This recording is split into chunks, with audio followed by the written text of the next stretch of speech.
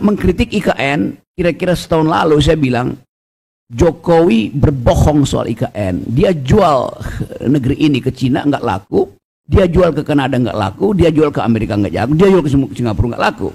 Menipu rakyat dengan mengatakan bahwa sudah ada 1.200 investor yang antri untuk masuk ke IKN. Saya bilang enggak, itu nol.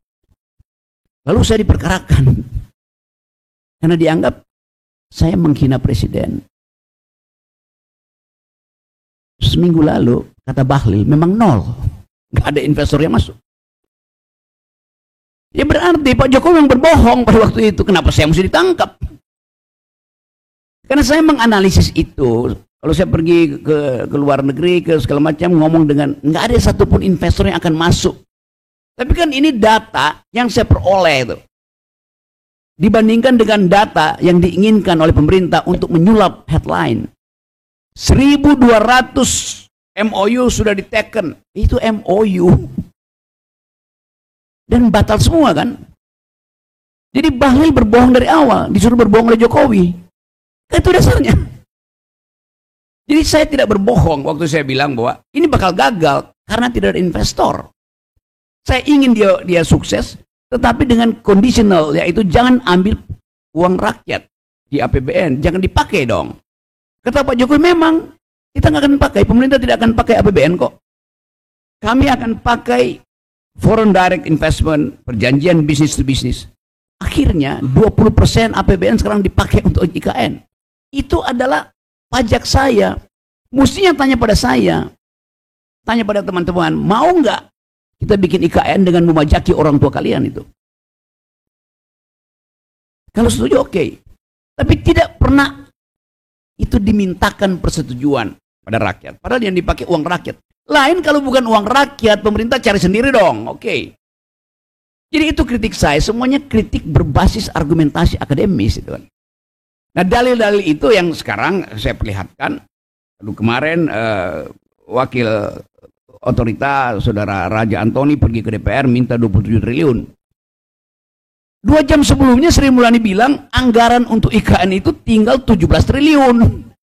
Jadi Anda bayangkan di dalam kabinet sendiri itu ngaco. Kok bisa menteri sama menteri nggak tahu posisi anggarannya kan? Itu juga menunjukkan tidak ada koordinasi. Dengan kata lain, tidak ada semangat bersama untuk menuntun IKN ini di hari-hari terakhir Jokowi. Satu. Yang kedua, apakah IKN Jakarta akan dipindahkan oleh Jokowi? Jokowi bilang, kepresnya akan dibuat oleh Presiden Prabowo nanti. Jadi belum ada legalitas untuk memindahkan ibu kota. Jadi semua hal itu yang saya mau terangkan bahwa pada akhirnya beban itu akan kepada Prabowo. Oke. Sekali lagi ini kritik dari Rocky Gerung. Saya tidak tahu di mana ini acaranya, yang jelas pasti asli ya videonya ya. Didapatkan dari staf saya yang sering men-share video. Dan apa yang disampaikan Rocky ya sepenuhnya saya setuju dengan catatan ya. Soal angka itu soal yang tentu bisa disandingkan dengan angka-angka yang bisa dikeluarkan oleh otoritas.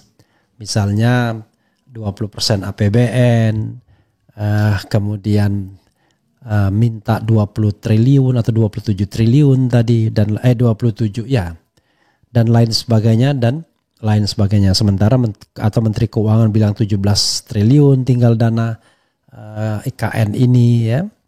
Nah itu satu hal ya. Dan mengenai kata bajingan tolol itu, saya pun tidak mau mengambilnya sebagai sebuah bagian dari kritik. Itu saya anggap bagian dari gaya Rocky Gerung untuk menyampaikan sesuatu. Jadi yang ingin saya ambil dari video tersebut adalah intinya adalah kritik yang disampaikan masyarakat selama ini mengenai IKN itu tidak salah, tidak keliru.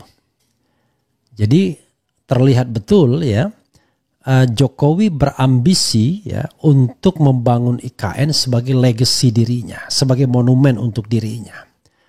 Terlalu memaksakan. Sehingga pada masa akhir pemerintahannya semua digenjot. dana yang seharusnya digunakan untuk kesejahteraan rakyat, kesejahteraan masyarakat, digelontorkan untuk IKN. Rocky menyebutnya sampai 20%, apa iya ya 20%. Karena 20% itu kalau kemarin 3.000 ya kurang lebih ya. Tetapi mungkin soal angka nanti bisa kita lihat lagi. Tapi yang jelas adalah dana itu begitu jor-jorannya tidak sesuai dengan kemampuan APBN kita. Apalagi kita baru saja didera oleh pandemi COVID-19 di mana ya anggaran-anggaran tersebut juga banyak terserap untuk penanggulangan COVID-19. Jadi sudah COVID-19, kemudian IKN pula, sehingga pembangunan yang diharapkan pada periode pemerintahan Presiden Jokowi ya tidak tercapai. Terbukti dengan pelemahan rupiah yang luar biasa. Sekarang sudah menyentuh 16.500. Coba bayangkan, ketika Jokowi berkuasa, rupiah masih 11, 12, 13 ribu ya maksimal. Kemudian berjanji akan menurunkan sampai 10 ribu. Tapi ternyata bukannya turun, malah meroket terus menerus. Tiba-tiba ada orang yang mengkritik kok cemburu dengan tenaga kerja asing dan lain sebagainya lah. Kita bicara hal yang sifatnya makro ya. Kebaikan bangsa dan negara, bukan keuntungan pribadi orang per orang. Orang per orang bisa untung, terutama yang digaji dalam US dollars ya kan, digaji dalam mata uang asing. Tetapi kan yang kita bicarakan adalah kebaikan bangsa secara keseluruhan, karena ketika dolar naik maka banyak masalah ya, bahan-bahan baku yang bergantung pada import itu pasti akan naik. Misalnya macam-macam komponen-komponen elektronik, misalnya komponen-komponen apa saja yang untuk misalnya kita tidak bisa produksi sendiri harus impor, jelas naik ya kan, apalagi harus bayar dalam US dollars misalnya. Utang-utang dalam mata uang asing ya naik kan jumlahnya. Jadi kita tidak memikirkan keuntungan pribadi, TKI, TKW dan lain sebagainya. Yang kita pikirkan adalah kebaikan bangsa secara keseluruhan. Itu yang kita harus garis bawahi. Karena itu apalagi misalnya yang terkait dengan IKN.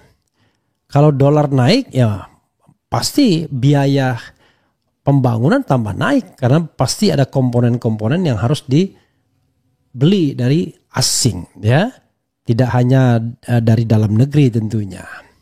Nah masalahnya adalah dana untuk pembangunan IKN sudah habis, tinggal 17 triliun lagi. Saya tidak tahu ya 17 triliun itu untuk bayangan saya adalah 17 triliun untuk alokasi tahun ini ya. Untuk tahun anggaran 2024. Tinggal 17 triliun lagi. Padahal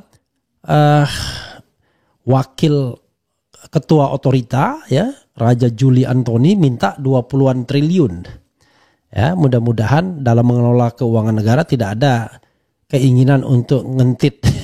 Susahnya adalah kalau kita tidak punya tradisi anti korupsi yang kuat, waduh perkentitan itu bisa bisa luar biasa ya. Dan soalnya lagi saudara sekalian, bagaimana dengan tahun depan ya? Kita tidak tahu berapa alokasi untuk IKN pada anggaran tahun depan ya. Yang jelas kalau defisitnya kan sudah tersiar ke publik, yaitu kurang lebih 600 triliun. Itu defisit APBN tahun depan yang berjumlah kurang lebih 3.500. Kalau defisit demikian, how come? Bagaimana kita membangun IKN? Karena itu menurut saya ya sudahlah. Terus saja pembangunan IKN tersebut ya sampai kemudian berkembang secara sosiologis dan natural, barulah kemudian dipertimbangkan apakah betul untuk menjadi ibu kota negara. Tapi jangan sampai mangkrak. Kalau mangkrak pasti itu dosanya Presiden Jokowi luar biasa ya. Karena sudah menebang hutan-hutan yang tadinya brownfield atau greenfield menjadi gedung-gedung. Kalau seandainya proyek itu mangkrak, tidak bisa digunakan, maka luar biasa. Kalau ke Jakarta, saudara sekalian, itu ada yang namanya tiang-tiang monorel. di Senayan terutama ya, sepanjang gedung DPR MPR di belakang ya, yang ke arah Senayan City dan lain sebagainya, itu banyak sekali tiang-tiang monorail yang akhirnya terbengkalai begitu saja, tidak bisa dibongkar. Nggak ngerti ya, mungkin kalau dibongkar akan menjadi temuan BPK ya, padahal kan segala sesuatunya tinggal dibicarakan saja, tapi yang jelas tidak bisa dan tidak pernah dibongkar, serta tidak bisa digunakan juga. Karena kalau ada proyek baru ya tentu tidak mau ambil risiko soal kekuatan tiang tersebut ya setelah terbengkalai sekian lama. Itu yang menjadi soal. Apatah lagi IKN kalau seandainya mangkrak, bisa dibayangkan kan? Jadi dari awal Sobat Era sekalian, saya sudah mengatakan dalam posisi dulu ya, ketika IKN mau diisukan, saya mengatakan tidak setuju pindah ibu kota tersebut. Dan ternyata omongan banyak orang tuh betul ya. Jadi kalau mau membangun kota, kenapa harus membangun kota yang baru? Itu satu, ya kan? Yang kedua adalah kan kota-kota yang ada sesungguhnya bisa didevelop, bisa dikembangkan. Makanya kalau misalnya pakai perspektif visi dan misi Anies Baswedan kan, yang akan dikembangkan itu adalah 40 kota, yaitu kota-kota yang memang sudah eksis, sudah ada. Jadi 40 kota tersebut menjadi sentra-sentra ekonomi baru, tetapi kota yang sudah ada. Bukan membangun kota baru dari nol sama sekali. Karena dana IKN yang 500 triliun itu ya dianggap bisa mengembangkan 40 kota kalau tidak salah waktu itu ya. Ya kalau misalnya let's say misalnya 50 kota. Berarti kan masing-masing mendapatkan 10 triliun kan. 10 triliun untuk membangun kota ya mining lah ya. Bukan tidak ada artinya ya. Jadi itu luar biasa bagi sebuah kota untuk dibangun kalau seandainya ada dana 10 triliun untuk membangun kota tersebut. Asal tepat sasaran kan begitu. Jadi Sobat Era sekalian, ini kita bicara mengenai strategi pembangunan. Kita bicara bukan sekedar keinginan yang kemudian dilakukan secara jor-joran. Banyak yang memuji, bahkan ingin memberi Jokowi sebagai bapak infrastruktur. Iya, tapi jangan lupa infrastruktur itu dibangun dengan utang. Utang yang banyak sekali. Kita baru bicara utang pemerintah yang 8.000 triliun. Belum utang BUMN. Membangun jalan, jembatan, dan lain pelabuhan itu kan melalui utang BUMN yang tidak dimasukkan sebagai utang pemerintah. Padahal kalau BUMN-nya default, tidak mampu membayar utang, ya pemerintah juga yang menutupi. Sebagai contoh kereta cepat Jakarta-Bandung, kan belum apa-apa sudah mau minta talangan, minta macam-macam dan lain sebagainya. Padahal awalnya business to business, seperti halnya IKN, business to business. Nah, walaupun kemudian orang merasa aneh loh, kok membangun ibu kota dari awal berpikir business to business. Ada orang yang mengatakan, ya salah strategi. Masa ibu kota dibangun dengan investor asing? Ya harusnya dengan dana sendiri. Tetapi kalau kita membangun dana sendiri, ya nggak bisa jor-joran seperti ini. Bisanya secara gradual, misalnya 10 tahun, ya kan? Jadi dana yang dialokasikan misalnya kalau 10 tahun berarti ya kalau misalnya 1.000 triliun ya maksimal cuma 100 triliun ya. Per 100 triliun juga banyak ya. Misalnya maksimal cuma 50 triliun per bulan sehingga akan mencapai 500 triliun per bulan, per tahun sehingga akan mencapai 500 triliun dalam jangka waktu 10 tahun. Itu pun perlu komitmen dari pemerintahan selanjutnya. Sekarang Prabowo akan bingung ya, sekarang dia bilang iya. Tetapi nanti setelah dihadapkan realitas mengenai anggaran negara, dia harus memilih. Apakah memenuhi janjinya untuk ngasih makan siang dan susu gratis, ataukah itu cuma omon-omon doang, ya kan? Sebuah program yang tidak realistis. Dan sepertinya akan tidak realistis karena sudah mulai banyak direvisi ya. Revisi sana, revisi sini dan lain sebagainya. Jadi Sobat Era sekalian, kalau kita bicara tentang IKN ini ya, ada 3 pihak ya yang bicara tentang IKN ini. Satu, pihak yang mendukung bongkoan apa maunya Jokowi, ya pokoknya dukung bangun infrastruktur ya. Dan sebagai menteri hanya melaksanakan tugas saja. Menteri Basuki laksanakan tugas ya, Menteri PUPR, Menteri Perhubungan laksanakan tugas. Pokoknya serah bongkoan ya. Yang kedua adalah mereka yang setuju tetapi kritis. Misalnya Profesor Zulfikar Amir ya, ahli perkotaan, tata kota ya, ahli perencanaan tepatnya dari NTU kalau tidak salah, Nanyang Technological University ya, orang Indonesia, itu mengatakan ya setuju tapi gradual. Ya, membangun kota itu tidak bisa seperti Roro Jonggrang ya, Candi Roro Jonggrang, yaitu semalam, nggak bisa. Jadi harus gradual ya, sehingga nanti tumbuh sebagai kota yang benar-benar kota yang bisa dijadikan ibu kota. Itu satu. Nah, yang kedua, sobat era sekalian, yang ketiga, mereka yang memang menolak dari awal apapun alasannya, dan mereka juga didasarkan pada strong argument. Is it necessary untuk pindah ibu kota?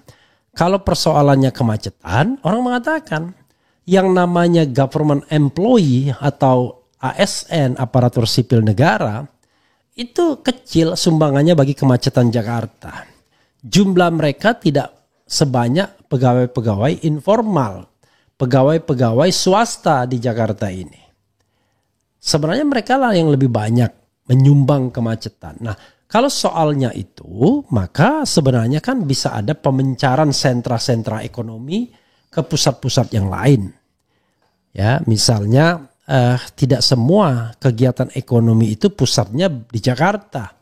Alihkan pada kota-kota lain. Nah, itulah sebabnya relevan sekali membangun kota-kota baru. Maksudnya kota yang lama di-develop menjadi kota-kota yang baru. Kan harusnya begitu.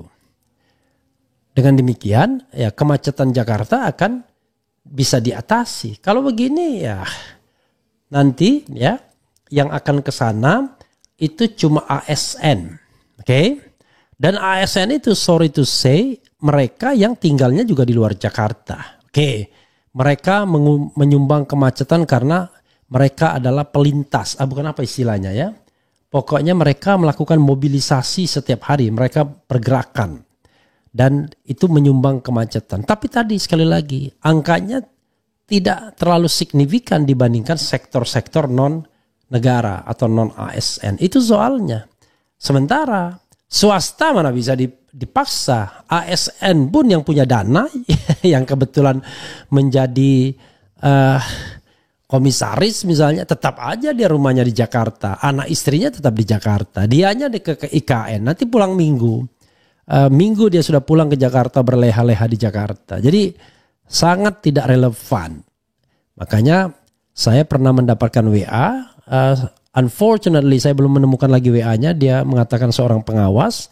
Katanya one day saya dengar sendiri Prabowo Sandi mengatakan gak betah di kota ini. Tapi need clarification apakah betul omongan tersebut ya. Bayangkan, ya saya sendiri membayangkan saya juga nggak betah kalau harus tinggal di IKN ya. Bayangkan boro-boro tinggal di IKN, kita menjadi anak buah menteri aja nggak betah ya untuk dikekang ngomongnya kan. Kita bacakan komentar sobat era sekalian ya, dari komentar yang keras, komentar yang pro, komentar yang kontra. Bahlil perlu dikandangin itu setelah banyak nipu rakyat. Maksudnya apa ya? Rocky Gerung, bukan gerung ya. Biasanya hanya omong terus. Ya memang iya. Refli Harun juga cuma bisa omong. Nah kita nggak punya kekuasaan gimana? Lucu banget rasanya ya. Yang ngomong itu juga doing something ya kan? Lalu nanti Anda mengatakan guru itu cuma ngomong doang. Padahal ngomong itu adalah bagian dari pembelajaran juga. Kritik perlu agar tidak merasa benar terus. Ya begitulah. Tapi jangan mengkritik orang yang mengkritik. Kalau mengkritik orang yang mengkritik tidak ada gunanya. Karena Rocky Gerung bukanlah pejabat publik yang diserahkan tanggung jawab untuk mengerjakan atau membangun sesuatu. Ngapain ngeritik Rocky Gerung? Nggak ada gunanya, not necessary. Yang perlu adalah membantah kritik Rocky Gerung kalau seandainya memang ada data yang keliru. Nggak perlu menyerang pribadinya. Jadi kalau saya jadi pemerintah, saya akan bilang sama juru bicara, Anda kalau mendapatkan kritik dari rakyatmu, ya, dan Anda merasa bahwa kritik itu kurang akurat, maka sampaikanlah data yang akurat. Tetapi jangan mempersoalkan siapa yang mengkritik, apa pribadinya, apa pekerjaan dan lain sebagainya, apa motifnya, nggak penting. Karena dia bukan pejabat publik, ya kan?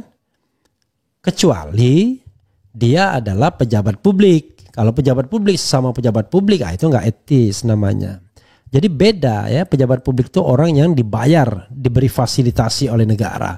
Penerbangan kelas 1 ya, kelas bisnis, hotel bintang 5. Wajar kalau masyarakat kemudian menagih ya. Bikin